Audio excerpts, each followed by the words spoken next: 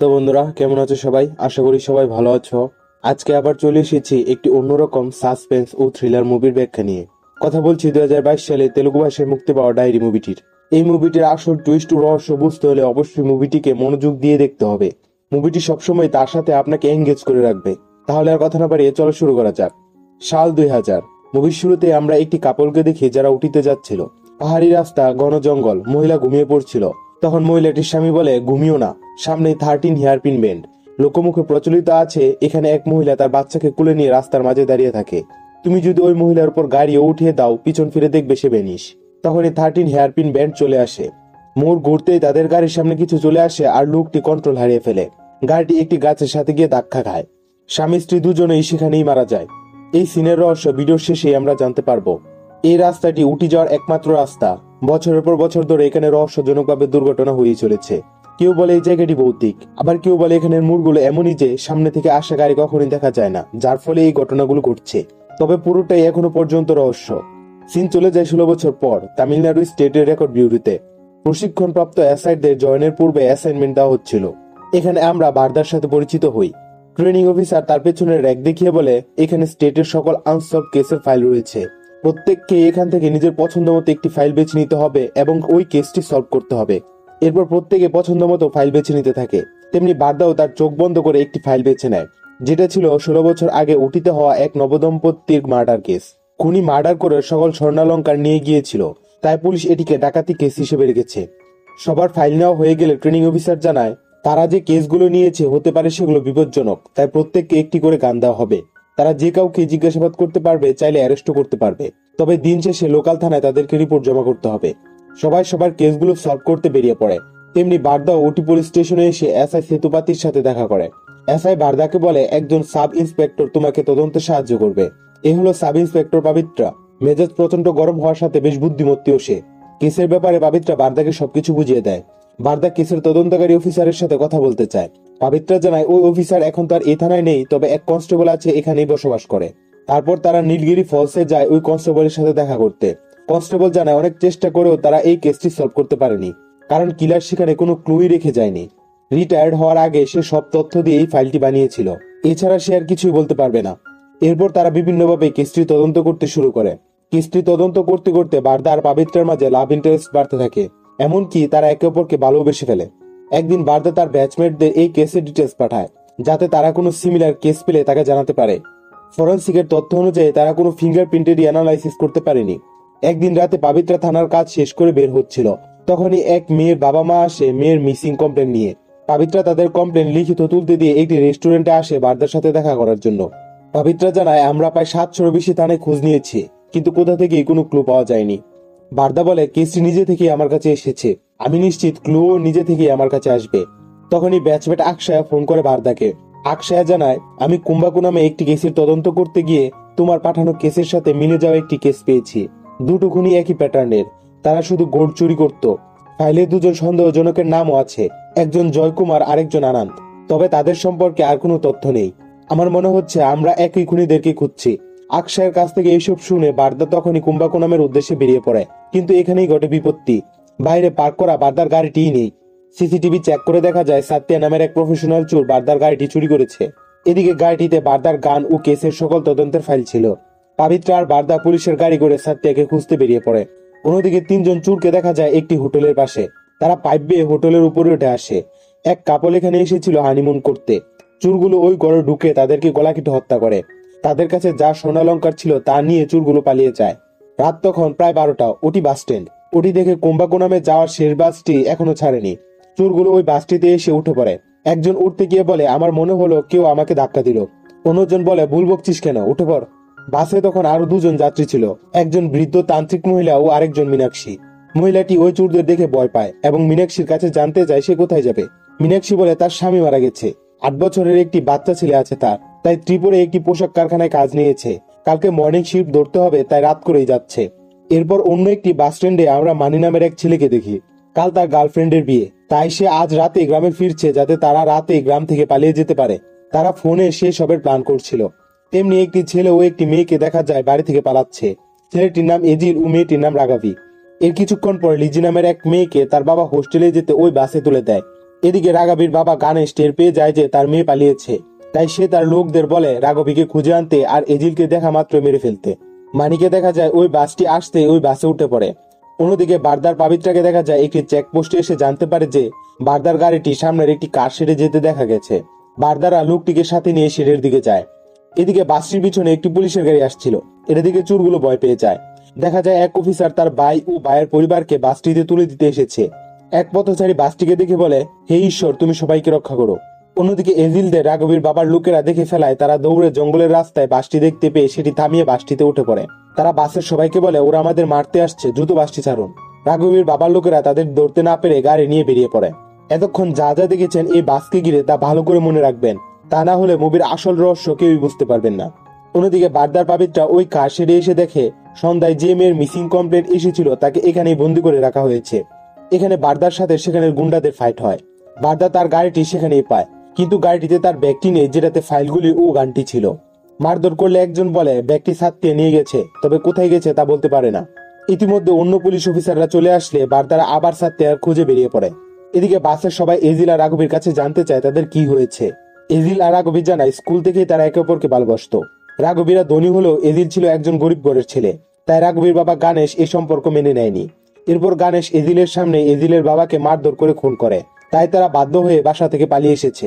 এসব শুনে একজন বলে, কাল শহরে গিয়ে তোমরা বিয়ে করে ফেলো, তাহলেই কেউ তোমাদেরকে কিছু করতে পারবে না। ওই মহিলার স্বামী একজন লয়ার, সে বলে, আমি তোমাদেরকে সব ধরনের আইনি সহায়তা দেব, তোমরা চিন্তা করো না। এরই মাঝে আরো 6 জন ট্রাইবাল গোত্রের লোক ওই বাসে ওঠে। বাসের কন্ডাক্টর জানতে চায়, এভাবে পালিয়ে তোমরা কোথায় যাবে, কিভাবে থাকবে? রাঘবী বলে, আমি আসার সময় সাথে 200 পাউন্ড সোনা নিয়ে এসেছি, এগুলো বিক্রি করে আমরা খরচ চালিয়ে নেব। স্বর্ণের কথা শুনতে চোরগুলো লোভে পড়ে যায়। লয়ার আবার বলে, বিয়ে না করলে তোমরা সমস্যায় পড়বে, তাই সকাল হতেই বিয়ে করে নিও। তখন ট্রাইবাল পরিবার বলে, সকাল কেন, সামনে একটি মন্দির আছে, চলো এখনই তোমাদের বিয়ে দিয়ে দিই। বাসের সবাইও এতে রাজি হয়ে যায়। তারপর ওই মন্দিরে আসলে সবাই নেমে তাদের বিয়ে দিতে নিয়ে যায়। বাসে শুধু ওই তান্ত্রিক মহিলা ঘুমিয়েছিল। ঘুম ভাঙতেই দেখে সে বাসে একা। তখনই জানালায় কিছু দেখে মহিলা ভয় পেয়ে যায়। পাশে সবাইকে বিয়ের কাজ করতে দেখে মহিলা অন্য পাশের সিটে গিয়ে বসে। এদিকে সবাই নিয়ম কানুন মেনে এজিল ও রাঘবীর বিয়ে দেয়। এরপর আবার বাসে উঠে পড়ে। কিছু দূর যেতেই ওই ট্রাইবাল পরিবার নেমে যায়। রাঘবীর বাবার লোকেরা তাদেরকে রাঘবীর ছবি দেখিয়ে বলে তাকে দেখেছি কিনা। মহিলাটি সব বুঝে যায় এবং না করে দেয় যে সে তাদেরকে দেখেনি। তখন বাচ্চা মেয়েটি বলে, মিথ্যা বলছে কেন, মাত্রই তো আমরা তাদের বিয়ে করালাম। মহিলাটি কোনোভাবে তাদের পাশ কাটিয়ে দেয়। রাঘবীর বাবার লোকেরা পেছন থেকে গাড়ি ঘুরিয়ে তাদেরকে গাড়ি চাপা দিয়ে মেরে ফেলে। বাসটি আরো কিছু দূর যেতে আরেকটি ছেলে ওঠে। ছেলেটি গিয়ে লিজির পিছনের সিটে বসে। তার তাকানোতেই বোঝা যায় যে ছেলেটির চরিত্রের কোনো ঠিক নেই। মারি অনেকক্ষণ যাবৎ খেয়াল করছিল যে তান্ত্রিক মহিলা এক দৃষ্টিতে সামনের দিকে তাকিয়েছিল। মারি জানতে চায় তার কি হয়েছে। তখনই মহিলা তার সাথে হওয়া ঘটনা শেয়ার করে। এরপর মারি বলে, তারও মনে হচ্ছে এই বাসে নেগেটিভ কিছু রয়েছে। মহিলাটি বলে, লিজির সাথে কিছু রয়েছে। মানি সেটা শিওর হতে লিজির কাছে গিয়ে লিজিকে ডাক দিতে লিজির মুখটি এমন হয়ে যায়, যা দেখে মানি ভীষণ ভয় পেয়ে যায়। মানি আর মহিলা প্ল্যান করে পরবর্তী স্টপেই তারা বাস থেকে নেমে যাবে। এই কিছুক্ষণ পর এক লোক বাসটি চেক করতে থামায়। বাস থামার সাথে সাথে মানি আর মহিলা বাস থেকে নেমে লোকটিকে বলে বাসে ভূত রয়েছে। লোকটি তাদের কথা না শুনে যখনই বাসে ওঠে তখন সে একটি বাচ্চার ভূত দেখতে পায়। লোকটি বাস থেকে নেমে বেহুশ হয়ে পড়ে। এরপর মানি আর মহিলা অন্যদিকে হাঁটতে শুরু করে। তখনই বার্তাদের সাথে তাদের দেখা হয়ে যায়। মানি তাদের জানায় বাসটিতে ভূত রয়েছে। তারা প্রাণ বাঁচিয়ে নেমে এসেছে, কিন্তু এখনো সেখানে কিছু মানুষ রয়েছে। এরপর বার্তা পাবিত্রাকে বলে সাত্যার বাসায় খোঁজ নিতে, আর সে মানিকে সাথে নিয়ে বাসে চেক করতে বেরিয়ে পড়ে। এদিকে ওই চোরগুলো দেখে বাসের সবাই ঘুমাচ্ছে। এই সুযোগে একজন রাঘবীর ব্যাগটি চুরি করতে যায়। তখনই বাচ্চা মেয়েটি তাকে দেখে ফেলে এবং তার বাবাকে জাগিয়ে দেয়। এরপরই বাসে তাদের মাঝে হাতাহাতি শুরু হয়। বাচ্চার গলায় ছুরি তুলে চোরগুলো যেই বাস থেকে নামবে তখনই বারদা এসে পড়ে। এরপর বারদা তাদেরকে মারতে শুরু করে। ফাইটের এক পর্যায়ে ব্যাগ থেকে কিছু স্বর্ণালঙ্কার বেরিয়ে আসে। বারদা দেখে এই সেই স্বর্ণালঙ্কার যার ছবি সে তার কেস ফাইলে দেখেছিল। বারদা আরো খেয়াল করে যে বাসের পিছনে এক অবয়ব 2 হাতে বাসের সাথে ঝুলে রয়েছে। ড্রাইভার আবার বাসটি চালাতে শুরু করে। বারদা দেখে চারদিক থেকে এমন কিছু অবয়ব ঝুলছে। বাসটি তখন 19 হেয়ারপিন ব্যান্ড দিয়ে যাচ্ছিল। বারদা ওই চোরদের নাম জিজ্ঞেস করে। তারা নাম বললেই বারদার মনে পড়ে যে আকশায় এদের কথাই বলেছিল। তারপর বারদা তাদেরকে দ্বিতীয় দফা মারতে শুরু করে। তখন একজন বলে তারা ওটি রোজ গার্ডেন এলাকার কোনো এক হোটেল থেকে স্বর্ণালঙ্কার চুরি করে এসেছে। চুরি করার সময় এক রুমে তারা এক কাপলকে খুন করে এসেছে। এরপর বারদা থানায় ফোন করে জানিয়ে দেয় যে রোজ গার্ডেনের কোন এক হোটেলে মার্ডার হয়েছে। খুনিরা তার সাথে সকাল হতেই কুম্বাকো নামের থানায় নিয়ে যাবে। এরপরে পুলিশ লাশ খুঁজতে বেরিয়ে পড়ে। বিভিন্ন হোটেলে গিয়ে তারা রুম চেক করতে থাকে। এদিকে বাসে মানি বারবার ভূতের ভয়ে চিৎকার করতে থাকে। পাবিত্রা বারদাকে ফোন করে জানায় সাত্তিয়া বাসায় নেই। বারদা বাসের নাম্বারটি পাবিত্রাকে দিয়ে বলে 12টায় ওটি থেকে কুম্ভকোণমের উদ্দেশ্যে রওনা দিয়েছে বাসটি। এই বাসটিকে তার সন্দেহজনক মনে হচ্ছে, তাই পাবিত্রা যেন বাসটি ডিটেলস চেক করে। শুধুমাত্রই পাবিত্রা বাস স্ট্যান্ডের উদ্দেশ্যে বেরিয়ে পড়ে। এরপর বারদা যাত্রীদের তথ্য সংগ্রহের জন্য লিজিকে ডাক দিতেই লিজির একটি ভীষণ আসে। লিজি দেখে বারদা কাউকে শুট করছে। লিজি এটা বারদাকে বললে বারদা বলে আমার গান তো আমার সাথেই নেই। এরপর বারদা সবার নাম ঠিকানা জানতে চায়। তখন লিজির পেছনের ছেলেটিকে খারাপ আচরণ করতে দেখে বারদা তাকে মেরে সামনে নিয়ে বসায়। এরপর বারদা এজির ও রাঘবীর কাছে গেলে মীনাক্ষী জানায় এরা লাভার, বাড়ি থেকে পালিয়ে এসেছে, তাই বাসের সবাই মিলে তাদের বিয়ে দিয়ে দিয়েছে। বারদা রাঘবীর কাছে তার পরিচয় জানতে চাইলে রাঘবী বলে তার বাবা ওটির এমএলএ। যা শুনে সবাই তো পুরোই অবাক, তারা না জেনে এমএলএ এর মেয়ের বিয়ে দিয়ে দিয়েছে। অন্যদিকে পাবিত্রা বাস স্ট্যান্ডে গিয়ে বাসের নম্বর দিয়ে ডিটেলস জানতে চায়। স্ট্যান্ডের ছেলেটি চেক করে জানায় যে এমন কোনো বাসই তাদের এখানে নেই, আর শেষ বাসটি 11টায় ছেড়েছে, যা কুম্ভকোণমে পৌঁছেও গেছে।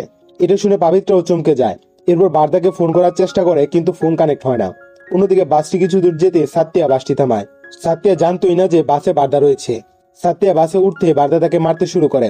মীনাক্ষী বারদাকে বাধা দিতে আসলে বারদা বলে ও চোর, ওর নামে অনেক কেস রয়েছে, ও আজও আমার গাড়ি চুরি করেছে। বারদা তার ব্যাগটিও ফেরত পায়। মীনাক্ষী সাত্তিয়াকে বলছিল কেন এমন করো, তোমার মা নিশ্চয়ই চুরি করতে তোমাকে বড় করেনি। আমারও 8 বছরের একটি ছেলে রয়েছে, সে বড় হয়ে কালেক্টর হতে চায়, আর কখনো চুরি করো না। বারদার ব্যাগ থেকে গানটি পড়ে যায়। লিজি গানটি দেখে ঘাবড়ে যায়। তাহলে কি সত্যি সে যা দেখেছে তা হতে চলেছে? বারদাও এতে বেশ চিন্তিত হয়ে পড়ে। এদিকে পুলিশ খুঁজতে খুঁজতে ওই হোটেলে চলে আসে। তারা 213 নম্বর রুমের সামনে চলে আসে, যেটাতে আমরা খুন হতে দেখেছিলাম। পুলিশ দরজায় নক করছিল। কিছুক্ষণ নক করার পর এক দম্পতিকে দেখা যায় দরজা খুলে বেরিয়ে এসেছে। এদিকে পাবিত্রা বারদাকে ফোন করে জানায় শেষ বাস ছেড়েছে 11টায়, তোমার বাসটি কোনো রেকর্ডেই নেই। বারদা এসব শুনে মারাত্মকভাবে চমকে যায়। পাবিত্রা বলে দ্রুত বাসটি থামিয়ে যাত্রীদেরকে বাস থেকে নামাও, আমি আসছি। বারদা এরপর বাসের স্টাফদের আইডি কার্ড চেক করছিল। তখনই দেখা যায় রাঘবীর বাবার লোকেরা বাসটিকে থামানোর চেষ্টা করছে। ড্রাইভার বাধ্য হয়ে বাসটি থামায়। রাঘবী বলছিল ওরা আমাদের মারতে এসেছে, আমাদেরকে বাঁচান। গুন্ডাগুলো বাসে উঠে গণেশকে ফোন করে জানায় বাসের সবাই আপনার মেয়ের বিয়ে দিয়ে দিয়েছে। এটা শুনে গণেশ বলে এই অধিকার তাদেরকে কে দিয়েছে? বাসের কেউ যেন না বাঁচে, সবাইকে মেরে ফেল। এরপর তারা এজিলের গলায় ছুরি চালাতে গিয়ে রাঘবীর গলায় ছুরি চালিয়ে দেয়। রাঘবী সবার সামনেই মারা যায়। গুন্ডারা যখন বাসের বাকি সবাইকে মারতে যাচ্ছিল তখনই বারদা গুলি করতে শুরু করে। এরপর একজন রড ছুড়ে মারলে গানটি জানালা দিয়ে বাইরে পড়ে যায়। এরপর তাদের মাঝে ফাইট শুরু হয়। ড্রাইভার বাসে উঠে আবার বাসটি চালাতে শুরু করে। চলন্ত বাসে তাদের মাঝে ফাইট হতে থাকে। আচমকা একজনের ছুরি গিয়ে ড্রাইভারের গাড়ে লাগে। বাসটি এতে নিয়ন্ত্রণ হারিয়ে ফেলে। তখনই আমরা ওই কাপলদের দেখতে পাই, তাদের গাড়িটি মুভির প্রথমে অ্যাক্সিডেন্টের শিকার হয়েছিল। আসলে বাসটির কারণে তাদের গাড়িটি অ্যাক্সিডেন্ট হয়েছিল। নিয়ন্ত্রণ হারিয়ে জঙ্গলের মাঝ দিয়ে বাসটি পাহাড়ের ডালে গিয়ে আটকে পড়ে। সবাই তখন বাঁচার চেষ্টা করছে। বাসের ওজন সামনে বেশি থাকায় নিচের দিকেই ঝুলছিল। সামনের গ্লাসটি ভেঙে অনেকেই নিচে পড়ে যায়। বাচ্চারাও বাসের সবাই বাঁচার জন্য আকুতি করছে। বারদা তাদেরকে বাঁচানোর চেষ্টা করছে। বারদা মানিকে বের করে দড়ি ফেলতে বলে। মীনাক্ষী সাত্তিয়াকে বলে তুমি বেরিয়ে যাও, আমাকে বাঁচানোর চেষ্টা করো না। এরপর সাত্তিয়াও বেরিয়ে আসে। লিজাকেও বারদা বের করে আনে। বারদা দড়িতে হাত বেঁধে সবাইকে বাঁচানোর চেষ্টা করছিল। বাইরে দাঁড়িয়ে মানি ও সাত্তিয়ারা দড়ি ধরে আছে। তখন বাচ্চা মেয়েটি বারদার দিকে এগিয়ে আসছিল। বারদা মেয়েটির হাত ধরতে যেতে সবাইকে নিয়ে বাসটি নিচে পড়ে যায়। দড়িতে হাত বাঁধা ছিল বলে বারদা বেঁচে যায়। সবার মৃত্যু দেখা ছাড়া তাদের আর কিছুই করার ছিল না। সকাল হতেই উদ্ধার কাজ শুরু হয়। মিডিয়া ও সাধারণ জনগণ এসে সেখানে জড়ো হয়। পাবিত্রা বারদার গানটি এনে ফেরত দেয়। উদ্ধারকারীরা খুঁজেই চলেছে, কিন্তু তারা কিছুই পাচ্ছে না। তীরের কাছে এসে তারা কিছু একটা পায়। ক্রেন লাগিয়ে তুলতে দেখা যায় একটি বাসের ধ্বংসাবশেষ। বাসটিকে দেখেই বুঝে যাচ্ছে যে এটি বহু বছর যাবৎ পানিতেই পড়েছিল। সবাই তো মারাত্মকভাবে চমকে যায়, কি দেখছে তারা? বাসটির ভিতরে মানুষের কঙ্কালও রয়েছে। শুধু লিজির পেছনে যে ছেলেটি বসেছিল তার লাশই অক্ষত রয়েছে। তার মানে এরা বাদে বাকি যারা ছিল সবাই ছিল ভূত। সাত্তিয়া তখন কান্না করতে শুরু করে, কারণ ভিতরে থাকা মীনাক্ষী হলো তার মা। সে তার মাকে 8 বছর বয়সে শেষ দেখেছিল। একদিন কাজের জন্য বেরিয়ে আর সে ফেরত আসেনি। বারদার মাথায় এসবের কিছুই ঢুকছিল না। তাই বারদার ট্রান্সপোর্ট অফিসে গিয়ে ওই বাসের তথ্য জানতে চায়। অফিসের লোকটি জানায় 2000 সালের ফেব্রুয়ারি মাসে বাসটি ওটি থেকে কুম্ভকোণমের উদ্দেশ্যে রওনা দিয়েছিল। এরপর থেকে তার আর কোনো খোঁজ পাওয়া যায়নি। 16 বছর যাবৎ বাসটি মিসিং রয়েছে। বাসটিতে কতজন যাত্রী ছিল তাও জানা যায়নি। তবে এক পুলিশ অফিসার বাসটিতে তার ভাই ও ভাইয়ের পরিবারকে উঠিয়ে দিয়েছিল, এই তথ্যটি পাওয়া গিয়েছিল। বারদা ওই পুলিশ অফিসারের সাথে দেখা করতে যায়। জানা যায় ওই দিনের পর থেকে অফিসার তার ভাই ও তার ভাইয়ের পরিবারের কোনো খোঁজই পায়নি। বারদা তাদেরকে জানায় যে গতকাল ওই বাসটি খুঁজে পাওয়া গেছে। আমার জানা মতে তারা ওই বাসের ভিতরেই ছিল। এরপর হোটেলে গিয়ে জানা যায় যে আজ থেকে 16 বছর আগে এই 213 নম্বর রুমে এক নবদম্পতির মার্ডার হয়েছিল। একটি পুরাতন পত্রিকায় ওই নবদম্পতির ছবিও পাওয়া যায়। কর্পোরেশনের ফাইলে ওই ড্রাইভার ও কন্ডাক্টরের ছবি পাওয়া যায়, যাদের সাথে বারদা ওই দিন ট্রাভেল করেছিল। পাবিত্রা বেশ কনফিউজ হয়ে যায়। সে বলে এইসব কি করছে বারদা? বারদা বলে এগুলো হলো ক্রিয়েশন রিক্যাপচার। এর মানে ঘটনাটি 2000 সালে হয়েছিল। তখন বাসের সবাই মারা যায়। এখন এটা বারবারই ঘটছে। সবাই এই বাসে ট্রাভেল করতে পারবে, তবে যারা অ্যাক্সিডেন্টের পূর্বে নেমে যাবে তারা বেঁচে যাবে, অন্যরা ওই অ্যাক্সিডেন্টে মারা যাবে। পাবিত্রা বলে, যদি তুমি বাসে না উঠতে তাহলে কি হতো? বারদা বলে, ওই বাসে থাকা সবাইকে অবশ্যই সেখানে থাকতেই হবে এবং এমএলএ লোকদের সাথে ফাইট হবে। এরপর বাসটি অ্যাক্সিডেন্ট হবে। বিশ্বাস হচ্ছে না তো? যতক্ষণ পর্যন্ত কোনো ঘটনা আমাদের নিজের সাথে না ঘটে ততক্ষণ পর্যন্ত আমরা তা বিশ্বাস করতে চাই না। তবে এটা নতুন নয়, পৃথিবীতে এমন ঘটনা আগেও ঘটেছে। তুমি বাস 375 লিখে সার্চ করে দেখো, চাইনাতেও ঠিক এমনই একটি ঘটনা ঘটেছিল। এরপর বারদা থানায় গিয়ে তা তদন্তের সব তথ্য থানার সবার সামনে তুলে ধরে। তার মতে 16 বছর আগে ও কোট হোটেলে এক কাপলের খুন হয়েছিল। যারা খুনটি করেছিল 3 জন ব্যক্তি। তারা কুম্ভকোণম থেকে এসেছিল। তারা 16 বছর পূর্বের ওই বাস অ্যাক্সিডেন্টেই মারা গিয়েছিল। থানার সবাই বারদার কথা হেসে উড়িয়ে দিচ্ছিল।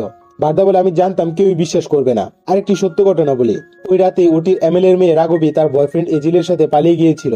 তারাও ওই বাসেই ট্রাভেল করেছিল। বাসের সবাই মিলে তাদের বিয়েও দিয়েছিল।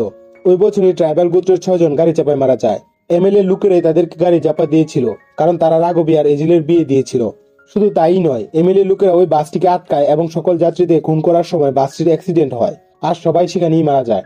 এসআই বারদার কোনো কথাই কানে তুলছিল না। তখন বারদা লিজির মোবাইলে তোলা রাঘবী ও এজিলের একটি ছবি দেখায় এবং বলে, তবুও বিশ্বাস না হলে এমএলএ এর কাছে গিয়ে ইনভেস্টিগেট করতে পারেন।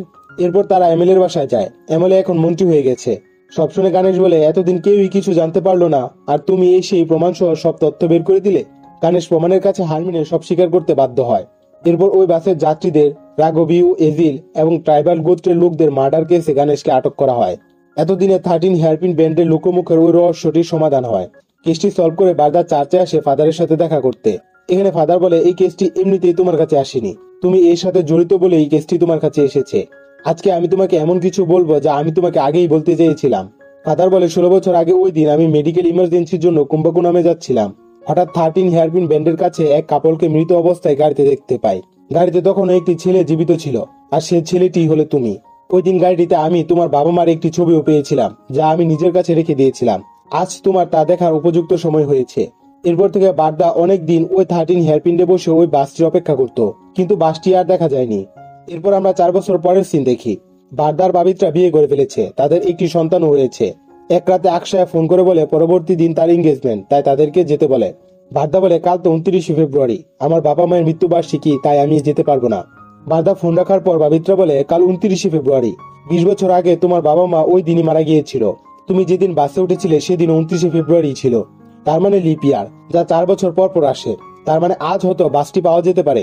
পাবিত্রার কথা শুনে বারদা ওটি বাস স্ট্যান্ডে যায়। বৃষ্টির মাঝে দাঁড়িয়ে বাসটির জন্য অপেক্ষা করতে থাকে। ওই চোরদেরও দেখা যায় এসে বাসটিতে উঠে পড়ে। বারদাও বাসে উঠে পড়ে। তখন সাত্তিয়া দৌড়ে এসে বলে, স্যার, আমি 4 বছর ধরে প্রতি রাতে এই বাসটির জন্য অপেক্ষা করি, আমাকেও সাথে নিন, আমি শুধু আমার মাকে দেখতে চাই। সাত্তিয়া বাসে উঠে সোজা মীনাক্ষীর কাছে যায় এবং কান্না করতে শুরু করে। মীনাক্ষী জানতে চায় তার কি হয়েছে। সাত্তিয়া শুধু কান্না করছে আর মীনাক্ষীকে মা মা বলে ডাকছে। এসব দেখে বারদাও তার ছোটবেলা তার বাবা মার সাথে কাটানো সময়ের কথা মনে পড়ে। সেও তার বাবা মাকে এক নজর দেখার জন্য আজ এই বাসে উঠেছে। এবং মুভিটি এখানেই শেষ হয়ে যায়। তো বন্ধুরা, এমন ঘটনা যদি তোমাদের সাথেও ঘটে তাহলে তোমরা কি করবে তা আমাকে অবশ্যই কমেন্ট করে জানাবে। আর ভিডিওটি পছন্দ করে থাকলে অবশ্যই একটি লাইক দিয়ে যাবে এবং চ্যানেলটি সাবস্ক্রাইব করে পাশে থাকবে। ধন্যবাদ।